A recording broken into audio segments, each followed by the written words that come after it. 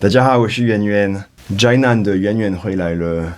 OK， 台湾是一个民主主义，然后大家都享有言论自由，这是世界上其中一个国家，大家会发言，不会害怕被惩罚，不是害怕被追，也是一个我住在台湾很重要的原因。我在台湾感觉到自己很自由，不害怕分享我的想法。台湾的网络也是蛮自由的，你不会被政府控制啊，还是大家可以自由的上网，然后不会害怕因为分享一些文章啊，还是因为分享自己的看法而被惩罚。所以基本上网络上大家可以随便分享任何的内容吗？其实没有那么简单。我们今天要讨论网络的内容还有言论自由。台湾有一些规则，有一些法律，然后跟其他国家是怎么样？其实现在2020年，整个世界越来越多关于网络的内容的法律。网络是一个这么自由的地方，大家可以随便分享很多，但是分享很多也要蛮小心的。我们今天要讨论这个主题。很多人常常可能不发现，但其实言论自由还是有一些限制。那些限制是什么呢？你 po 文的时候，你写一个文章或 po 影片、po 照片，你去分享给全世界看。可能你有时候分享一些东西，你会以为只有几个人会看到的，但是那个内容不小心变红，然后结果好几万个人会看到的。我自己拍片的时候，我常常会想到，我 po 的内容会不会伤害其他人啊？还是会不会有一些我没有想到的结果呢？网络上还是要蛮小心的，就是有时候你可能没有想清楚 po 一个东西，然后会被告，还是你的账号会被封锁，还是有法律上有更多的问题。所以我很清楚拍片，如果有几万个人会看到你的影片，真的要小心一点。所以我在这个影片我们会讲到网络的内容，然后我觉得有一个很有趣的部分，假设一个人分享一些仇恨的内容放在一个平台，可能是 FB 或 YouTube， 然后 FB 或 YouTube 会推广那个内容给更多人看，那到底谁要负责？谁有那个负责人？是那个原来那个人吗？还是那个平台是不是也要分享一点那个责任呢？因为是那个平台推广给更多人看，所以负责的是那个人还是那个平台呢？这个好像没有那么清楚。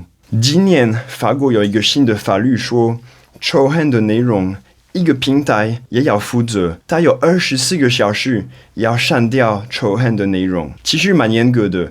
但是几个礼拜后，有另外一个法庭，他去否认原来那个法律，因为他说其实好像太严格，而且其实一个仇恨的内容，谁可以决定这个是仇恨？有时候意见不一样，但是还是不是仇恨。所以结果那个法庭说，那个网站不应该在24小时内删掉那个仇恨的内容。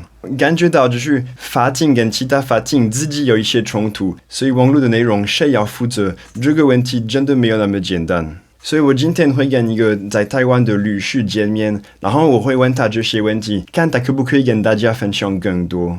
OK， 所以我们今天来讨论网络的内容。我今天跟曾律师，你好。你好，你好。所以第一个问题就是台湾很自由，没错。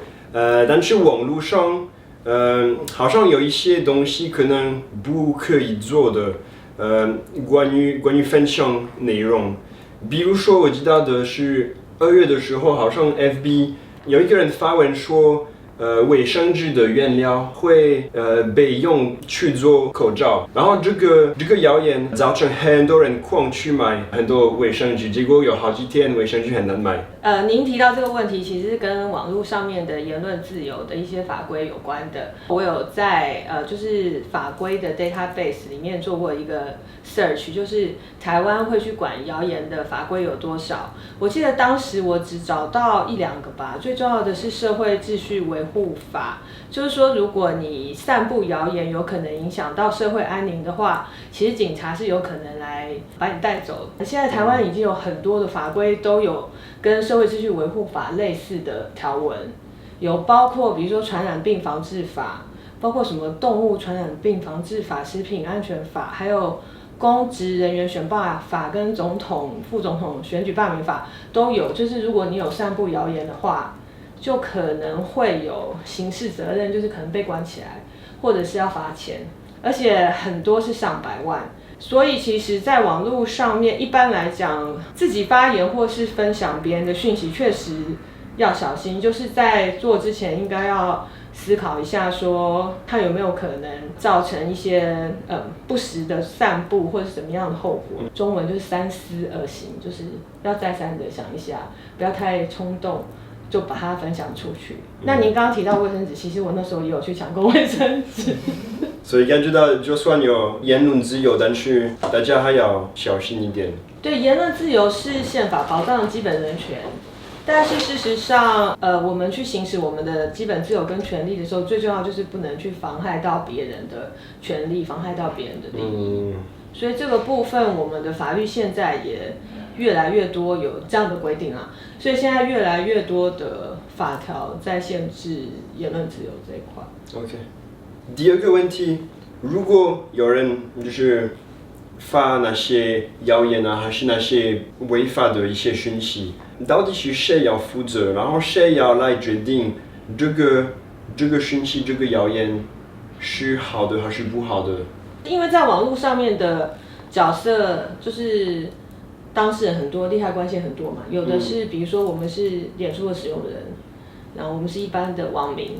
那脸书的话，它就是一个平台嘛，它就是让大家把讯息放上去。